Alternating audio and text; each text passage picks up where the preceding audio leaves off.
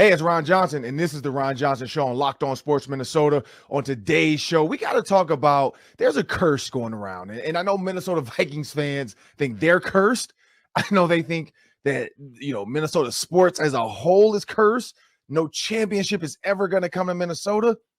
But there's another championship curse out there in the NFL that I just realized and just kind of looked at. And it involves Kirk Cousins. Are the Vikings cursed? Or can the Vikings use this curse to their benefit? We'll find out coming up next in the Ron Johnson Show. Locked On Sports Minnesota podcasts. It's endless Minnesota Vikings talk with the diverse voices of your local experts. Now the Ron Johnson Show.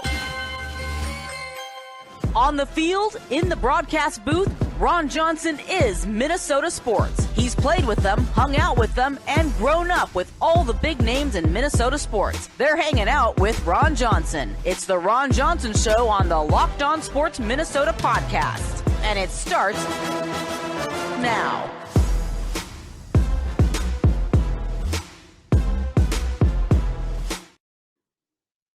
Hey, I'm Ron Johnson, and this is the Ron Johnson Show, and this episode is brought to you by FanDuel Sportsbook, the official sportsbook of Locked On. Make every moment more, and visit FanDuel.com/Locked On today to get started.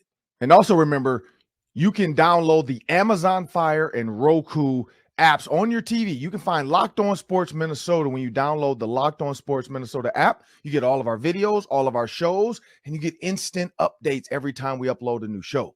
And I was talking about the curse of Minnesota sports, and everybody in Minnesota, those outside of Minnesota kind of know when you think about the kickers. And as I bring Sam Ekstrom into the show, my producer, Sam, you're well versed. You're a Minnesota. I'm from Detroit, so some of the stuff I didn't realize. Like I didn't realize the kick that the Vikings kicker had been 1998 had been basically perfect. Yep, the entire season, perfect. 100%. And then he waits to that game to miss one. So I wasn't aware of that. I wasn't aware of the 4 Super Bowls the Vikings had went to. Those are things I've learned as I've gotten older in the state of Minnesota. Because even in college, I mean, I was here in 1998 playing for the Gophers, so I was around when the team was really good.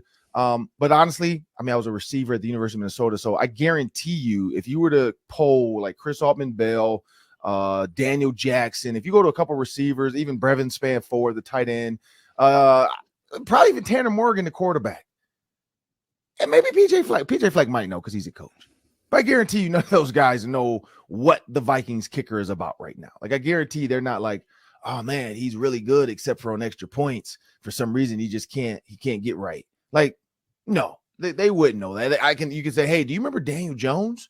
Because Tanner Morgan was here. Do you remember what happened with Daniel Carlson and his kicks with the Green Bay Packers? They're not going to remember that. And that now he's perfect with the Raiders. Like, again, it's a kicker. So a lot of that stuff I didn't know, and the curse of Minnesota. But there was a curse that recently popped up. And as I started to look at it, I'm like, I get it. And we are going to talk about this weekend's games as well, because we have to talk about this weekend's games because there's a lot around there. And would the Vikings have put up a fight against any of these teams? And where would you rank them in the hierarchy of the teams that were in this? So when I look at this, it's called the Cousins curse, Sam. There's a Kirk Cousins curse. And no, this curse is not anything negative towards the Vikings. So let me get that right out of there. It's not negative towards the Vikings, but there is a Kirk Cousins curse. The Cousins curse says that no team has lost to Kirk Cousins and gone on to play the Super Bowl. No team has lost to Kirk Cousins. Now, again, this is a sensational kind of thing somebody threw out there. I haven't gone and looked at like all the Washington football team stuff that he was a part of. I didn't look at that. I'm guessing this is a Vikings related Kirk Cousins, but I don't know. I can go back and look at Super Bowl champions, and I'll do that. I'll probably follow this up tomorrow, Wednesday, with if this curse is real or not. But when you look at this, no team has lost to Kirk Cousins and gone on to play in the Super Bowl. Not even make it to Super Bowl, play in the Super Bowl. The one team that I think that have broke this curse Buffalo Bills. The Buffalo Bills could have easily broken this curse, gone to the Super Bowl like we all said. I said it week 1, so now my whole prediction's gone. The Eagles are still in it though, so I did pick the Eagles, but the Bills, that was my one that I thought. We talked about that with the whole deal. And we'll talk about a little bit about this weekend too, maybe in the second segment, about things in the NFL that we saw this weekend. But it got a little weird for me this weekend at the Bills game, and I'll tell you why. But here's the curse, Sam. The Washington football team, the Saints, the Packers, the Dolphins, the Giants, the Patriots, Cardinals, Colts, Lions, Jets, Bears, Bills. Those are the teams this year. Yep. Now, I don't know. Again, I don't know if they've looked at this every single year or this is just this year. And again, this might be a this year Cousins curse that somebody just wanted to put out there and be sensational. Now, I will do a little bit more research. I saw this late last night when I text you. Like, what the heck is this? So I thought it was something funny to just put out there. But if this was a 2022 season's curse, hey, maybe Josh Allen could have broke it. But again, he lost to Kirk Cousins and he was cursed because there's no way that game should have went the way it went. There's no way Stephon Diggs should have been that upset at Josh Allen on the sideline when you think about it. There's no way Stephon Diggs walks out the locker room before the coaches even get back through the tunnel and then has to be brought back to the locker room. Allegedly, we don't know because we haven't seen the footage or anything, but allegedly a player had to go get him and bring him back to the locker room to wait for the coaches to come in and do the last speech ever. And then, hey, have a great offseason. See you guys at the Super Bowl, see you guys at the Pro Bowl, maybe. See you next year, man. Just go. We don't need to know half y'all gonna be back. Bye. So that's where I look at that Cousins curse. I don't know, Sam. What do you think? Because as I say it out loud, I'm like, that can't be true. Like, there has to be a team that Kirk Cousins has beaten in his entire career that's made it to Super Bowl. Yeah, so I can't go back to Washington, but I'm looking at recent Super Bowl winners, and I've got a pretty good memory when it comes to who he played each season. So last year, Bengals and Rams, they both beat Kirk Cousins. Bengals in week 1, Rams in week 17. Yeah. So that holds up. Okay. He did not beat either of those teams.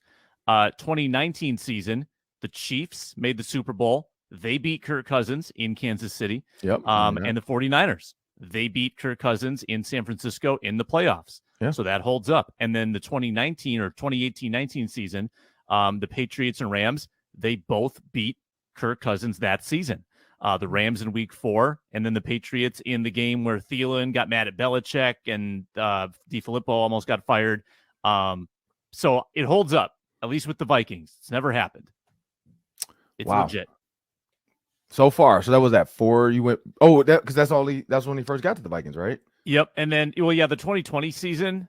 Oh, yeah. And the Bucks in 2020, they beat the Vikings toward the end of the year. So really, the curse, it's not a curse. It's if you beat Kirk Cousins, you are destined to go to the Super Bowl.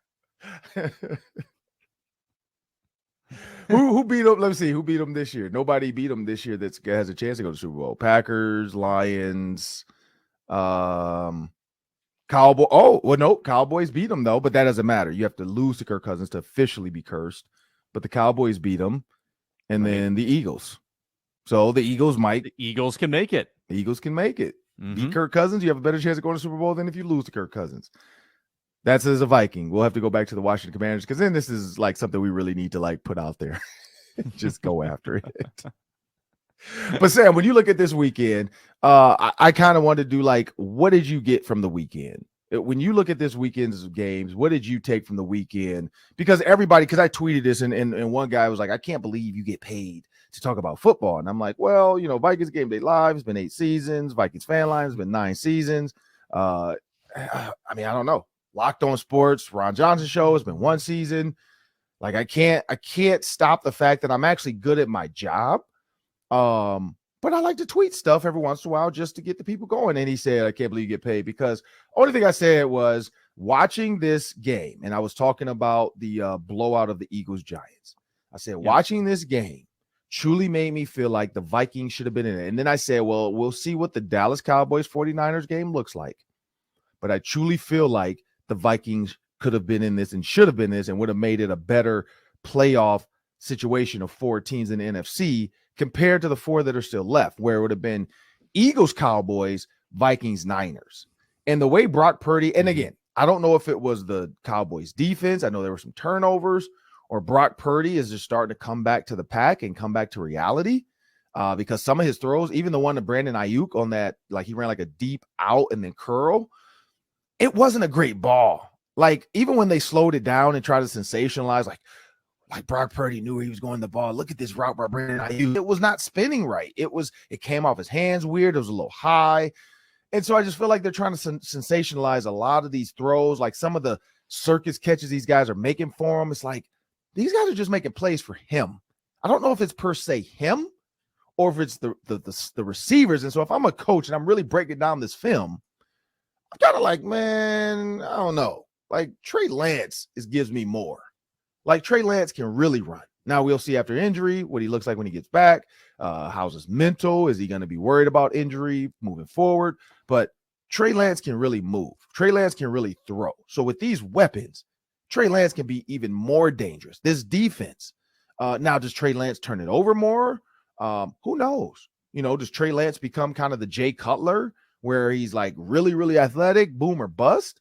Does he become more like a Dak Prescott where, you go through phases of a lot of interceptions, but gives you a high ceiling and upside? Who knows? Or does it become a Kirk Cousins where it's like, look, very consistent, conservative, but runs better than Kirk Cousins? I mean, we don't know what Trey Lance is going to be, but for people to feel like he got Wally pipped, I didn't see a lot in that Cowboys game. And that's why I felt like I think the Vikings I think their offense to me would have been a little bit more high powered and could have maybe run away with it, but put some pressure on Purdy to have to do, like the Cowboys never put pressure on Purdy. Their offense definitely, like the jet sweeps and all the stuff they did with CeeDee Lamb, I think was great. But Pollard getting hurt, I think that hurt them big time. They killed them.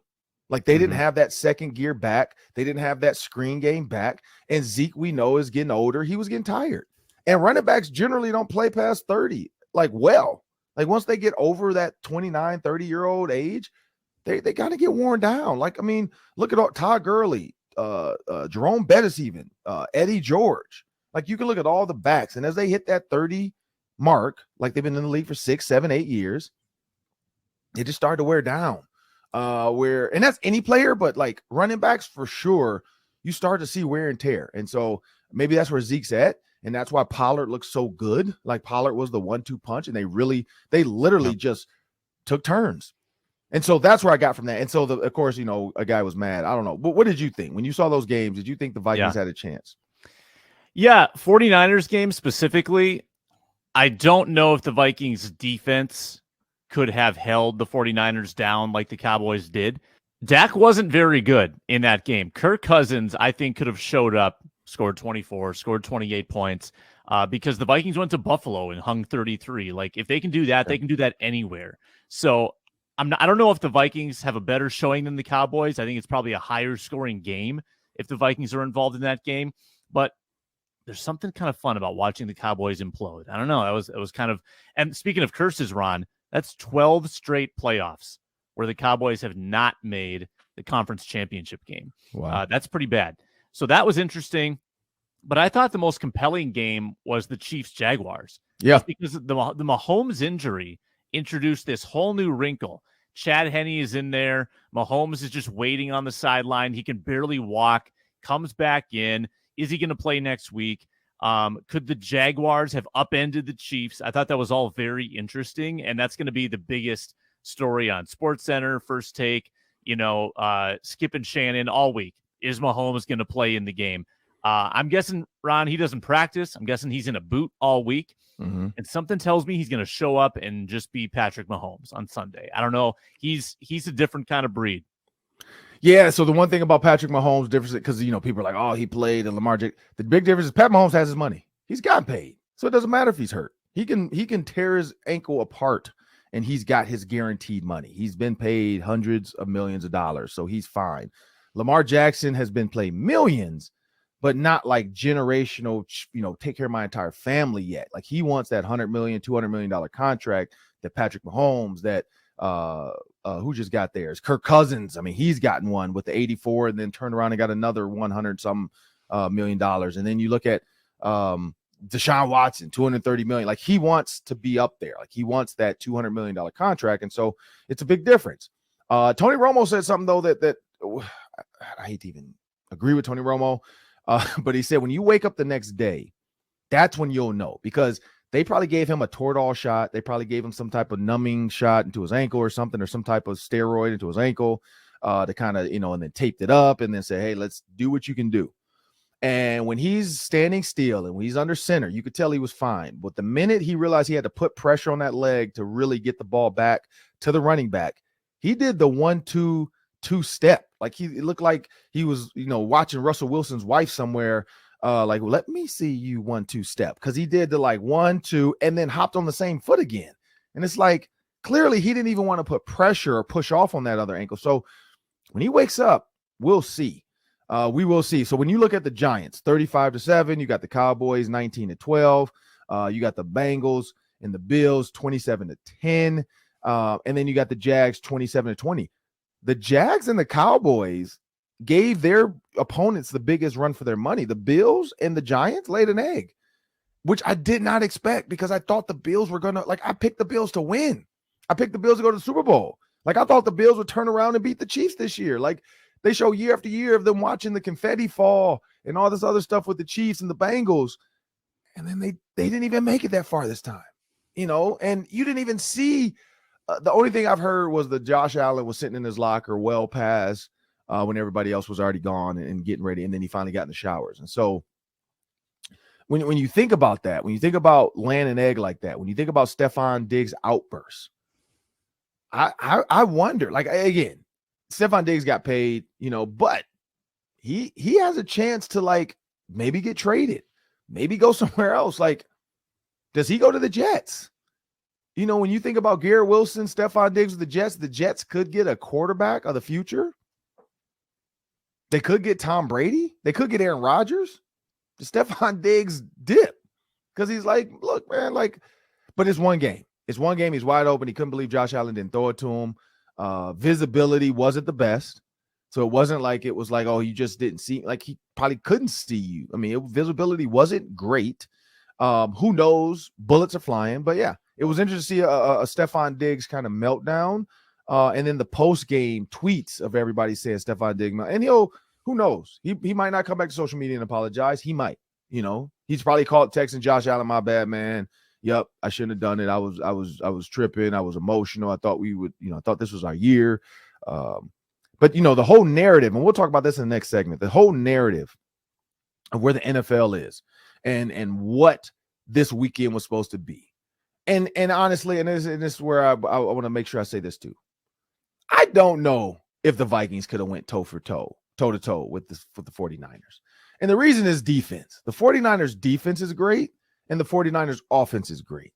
Yes, I think the Vikings offense can go with anybody, but if they're being held to a 12-point type game, and think about that kicker. I do believe too, if he makes that kick, I think that changes the scope of the direction of the scoring. They're not trying to go for two. They're not trying to do this and that. He put them in a weird position by missing that first extra. Or he didn't miss it. It got blocked.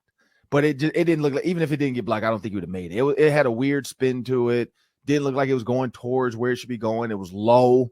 Mm-hmm. No reason for it to be that low. It just seemed like that was a lot of pressure.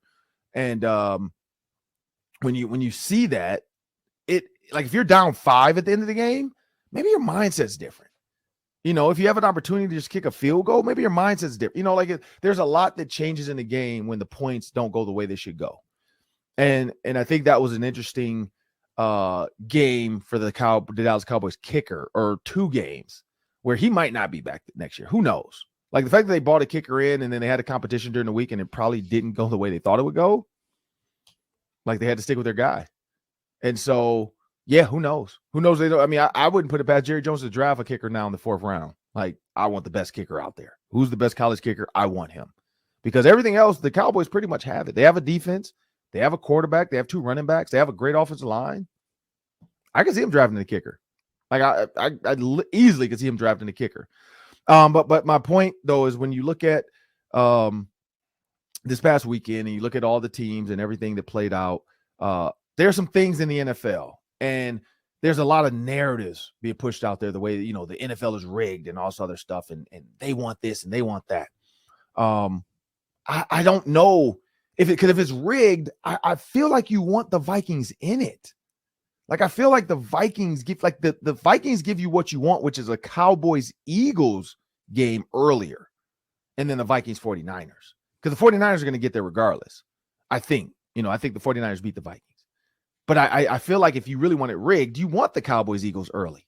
You want one of them to feel like, because I think the Cowboys could have beat the Eagles. I do feel like that's a team that was fast enough that could have stopped some of the things the Eagles were doing in that run game and with Jalen Hurts. Mm-hmm. Like, you watch the way and Jalen Hurts is a lot faster than Brock Purdy, but you watch the way Micah Parsons made Brock Purdy change direction numerous times. Like, Brock Purdy thought he had the edge, and Micah Parsons is like, nope, you're not faster than me.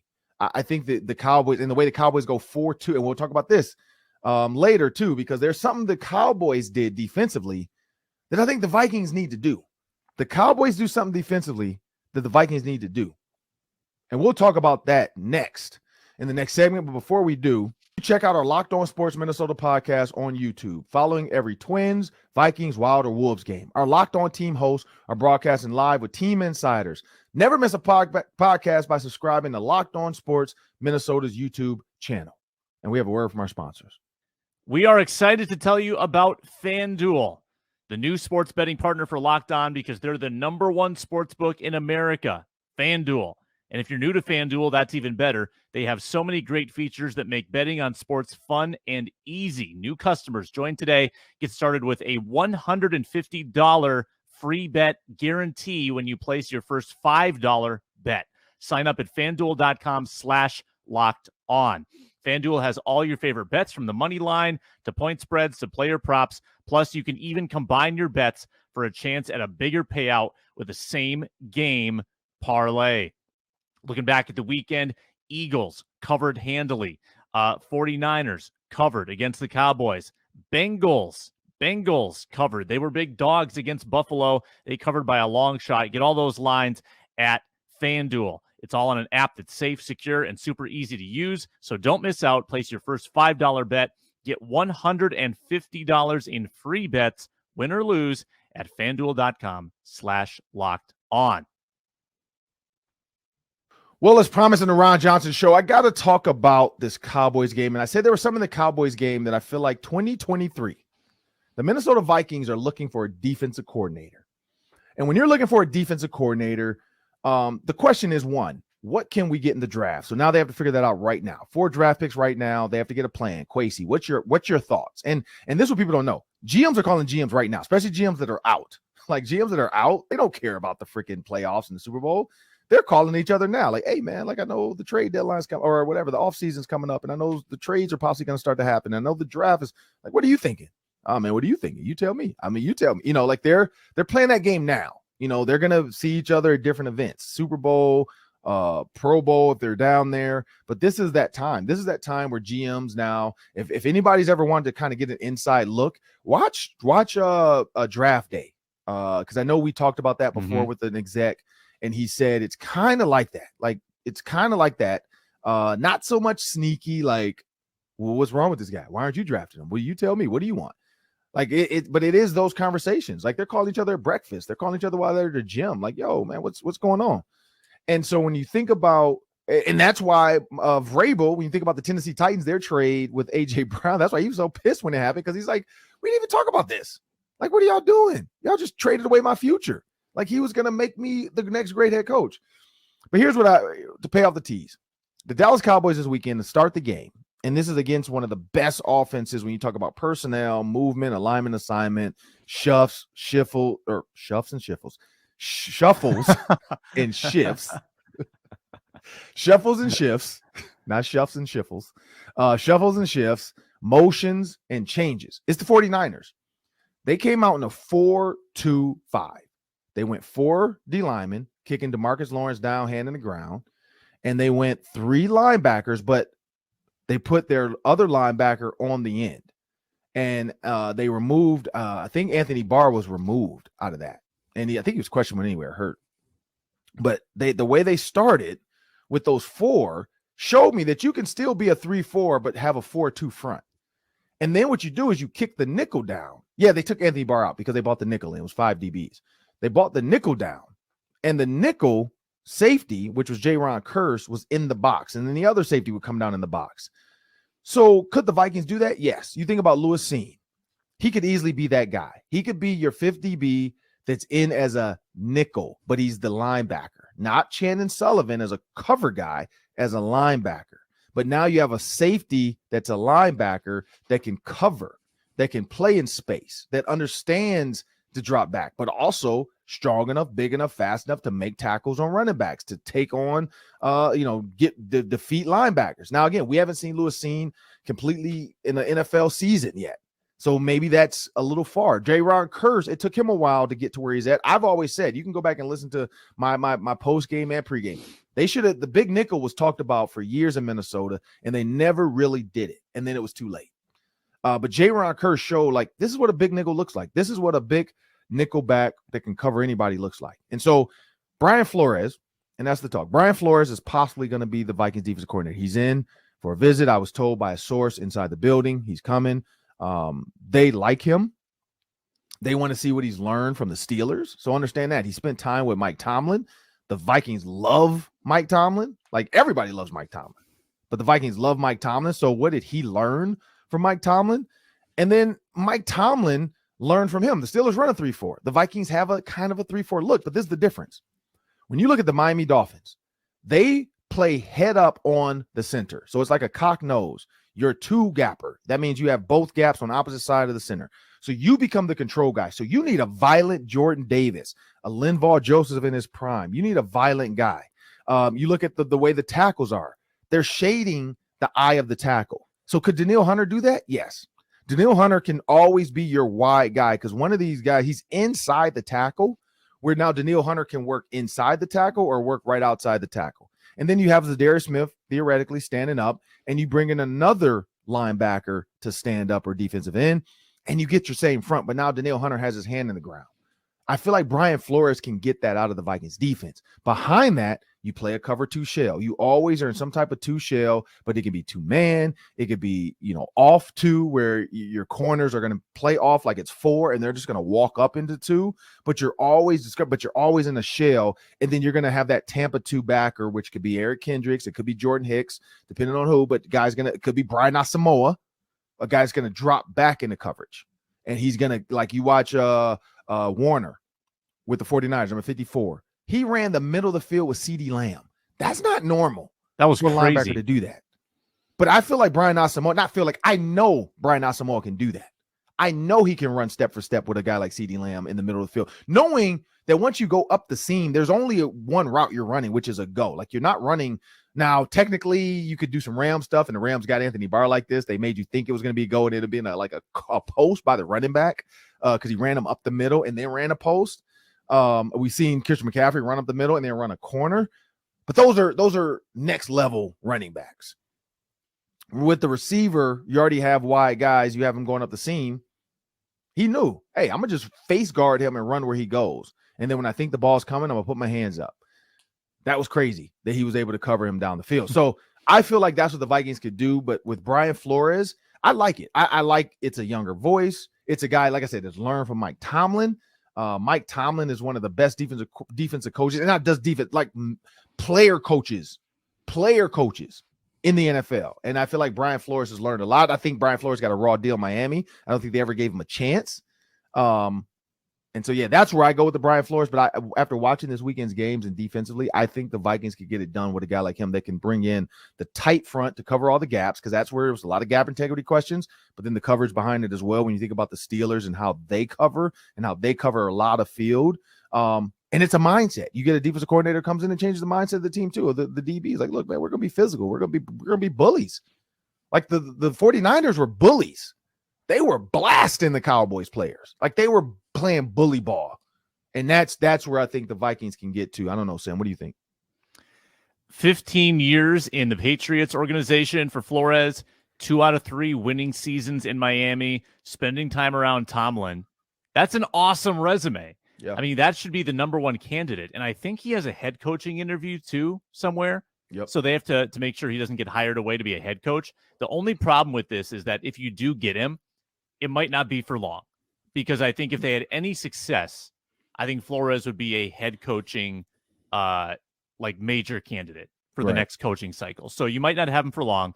But it sounds like what you're saying is that with the Cowboys, they were like coming up with creative concepts for their personnel. Yeah. The Vikings just didn't do that enough last year. Correct. And they didn't do anything creative with Shannon Sullivan in the nickel. They didn't do anything creative with Harrison Smith at safety. The most creative thing they did, which wasn't even good, was drop Danielle Hunter in coverage, which was a bad idea. So I think they can, just by even introducing any new idea at all, they'll be more creative than they were last year. Facts. And again, creativity. You hit the nail on the head. When you look at, watching the Cowboys 49ers game, it was crazy to see the number of like safety blitzes, nickel blitzes. They were blasting Brock Purdy and they were coming after Dak. Like Dak almost, like I thought he hurt his hand again. Like one of his throws, he literally had a guy in his underarm and he had to get rid of the ball to the running back. Like it was crazy the amount of time they were getting home. One time, and I blame Dak for this, and that's why I agree with you when you said Dak played bad. I don't think he played 100% bad. I think he wasn't prepped right. Like I think now people are saying like, oh, the 49ers had 2 extra days because they played on Saturday and the Cowboys had to play on Monday. Maybe. But at the same time, and then the 49ers knew who they were playing too after, this team lost. They're like, oh, we know the Vikings lost. Okay, so we know who we play now. But this is where, they knew the two teams that were going to play. And so when you think about that, I just feel like was it Tafunga? His blitz. I don't know if people remember that. He came up into the A gap and this like never had to stop running. Like at what point, if you see a safety coming, you don't fake go or something or say easy, and let him slow down so he doesn't get a running start to somebody that can't pick him up. I blame Dak for that. Like you see him full speed. And it's like he's not trying to trick you. He's not running down a fake like he's going to run back. Like that's crazy. Nobody's going to run that down that fast to then go back. They're going to creep down and then go back. But running, he was trying to and his favorite player, his mentor is Troy Polamalu. So clearly that's what Troy Polamalu did too. He would run as fast as he can and try to time up the snap and jump over the center or get there. Dak Prescott was not ready. Mentally, I just feel like he wasn't in it. I feel like maybe the Cowboys got a coach. And so, Jerry Jones brings up what's his name? Mike McCarthy is not, his job's not on the line. Yeah, Jerry Jones says a lot of stuff that then you look back, you're like, okay, he definitely went opposite of what he said he was going to do. But at the end of the day, Brian Flores, I think he is a good fit for the Vikings. I think he does have the innovation. I think he's learned a lot. Like you said, Belichick. You look at Belichick's matchup zone stuff where Belichick's like, I'm going to take away your best player. I'm going to take away your best player, and I'm going to let my guys do the rest. Like Brian Flores has that in him. He has the Blitzberg mentality of like, here's how we get so many blitzes and it's 3-4. Like we just come from different places, 5 to 6 guys every time, but different guys. Like, I think that's the time now. The time is to get a young, innovative coach in here. Whether you have him for 2 years or not, I think Brian Flores knows, like, hey, the Vikings are an up-and-coming organization with Kevin O'Connell. They won 13 games, so most likely the Packers are not going to be who they are. The Bears are going to be okay. I think it's going to be Vikings-Lions. Like, if Aaron Rodgers leaves, it's going to be Vikings-Lions next year. Vikings-Lions are going to be fighting for the NFC North, which would be crazy to even think. But I feel like Vikings-Lions. Like Jared Goff, you got the young receivers, running back, run game is good. But hey, we got the Daily 3 coming up next. That's 3 questions, 3 minutes each. But before we do that, when you subscribe to Locked On Sports Minnesota, you're getting endless Vikings talk with local experts. Subscribe to the free Locked On Sports Minnesota podcast feed wherever you find your podcast. You can find our videos on Locked On Sports Minnesota's YouTube channel. We have a word from our sponsors. Thanks for making the Ron Johnson Show your first listen every day. Also, make sure to check out Locked On Sports Today, the biggest stories around the sports world in 20 minutes or less, plus instant reactions, game recaps, and Locked On's take of the day. Locked On Sports Today, available on YouTube and wherever you get your podcasts.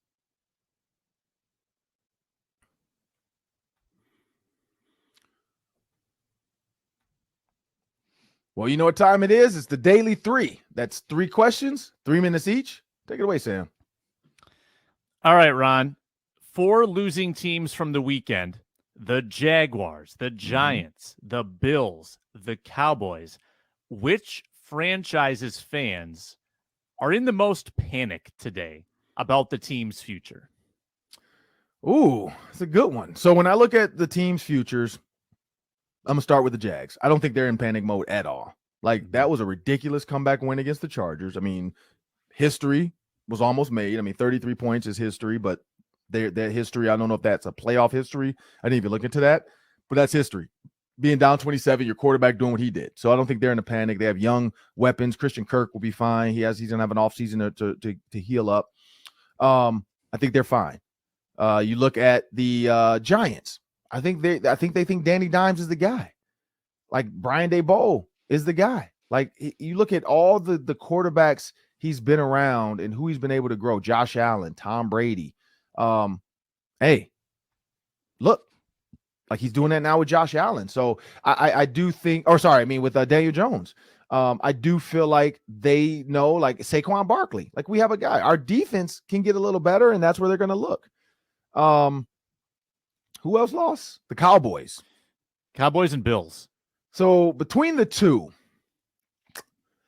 that's a tough one for me, because I don't think any should really panic, but I do feel like both. Like, I feel like even so, the panic of the Cowboys are like, what is our window with Dak and Ezekiel Elliott? Like, what is our window with this team? Like, where are we at? Like, is this the coach that we should go with? Because that's all the question marks for them. For the Bills, I think they know who their quarterback is. It's the turmoil stuff after they get 3 years in a row. 3 years in a row. Now year 4, we're having the same issues. 3 years in a row we did this, and now year 4, same issues. Not the Buffalo Bills 4 Super Bowls. We can't even get to the Super Bowl. They could have been a Buffalo Bills repeat, because they could have, all 4 times they could have made the Super Bowl. And all 4 times people thought they would make it, and they had a great team. And all 4 times they've been disappointed. This time it'd be worse, because it wasn't even close. So if I had to pick between the two, I feel like the Bills a little bit, just because history is repeating itself.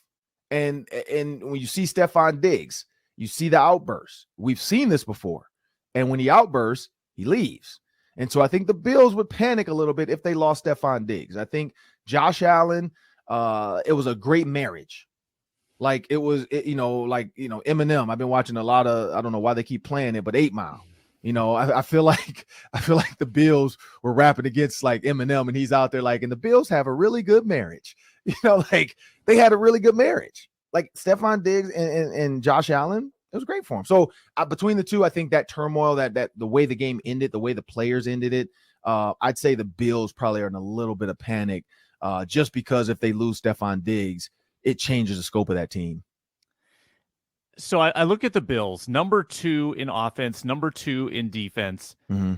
I think the Bills are just sad. Like, the Bills their fan base is devastated, because this was the year. Like, very rarely do the stars align where your offense is among the best in the league. Your defense is among the best in the league. I think they've got the right coach. They've got the right quarterback, and they had the talent this year. I think they are just bummed, but I think they'll be back. The Cowboys, I think people question whether they have the right coach in McCarthy, whether Elliott is kind of, ruining their salary cap situation. Dak Prescott, keeps playing not great in the playoffs. I think there's more to worry about for the Cowboys. So I'm going to go with Dallas on that one. Okay. How about this one? Now that we know the final 4 teams, Ron, which Super Bowl matchup would be the most entertaining? I got to go with the Eagles first. Eagles for me out of the NFC. Like, 49ers are fun to watch.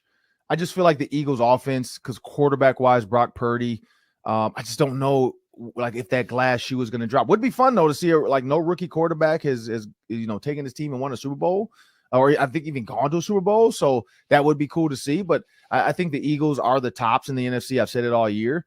On the other side, I don't know if I would throw, like, if it's the Eagles defense, I don't know if you want to throw Pat Mahomes to the Wolves.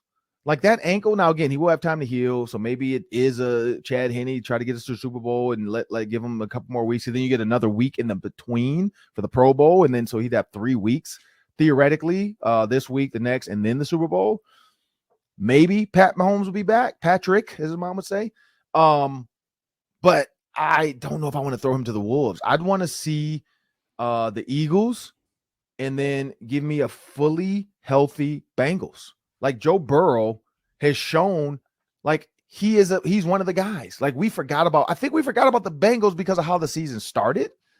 Like I think we forgot about them. Like it didn't start great for them. And so I think I think we forgot about the Bengals. Like we didn't put Joe Burrow up there with the upper echelon of quarterbacks with the Josh Allens and the Aaron Rodgers and, or the new young guns, the Josh Allens, you put Jalen Hurts in there, you weren't bringing up Joe Burrow a bunch. Like you weren't. Joe Burrow kind of was like, Patrick Mahomes, that's the other one.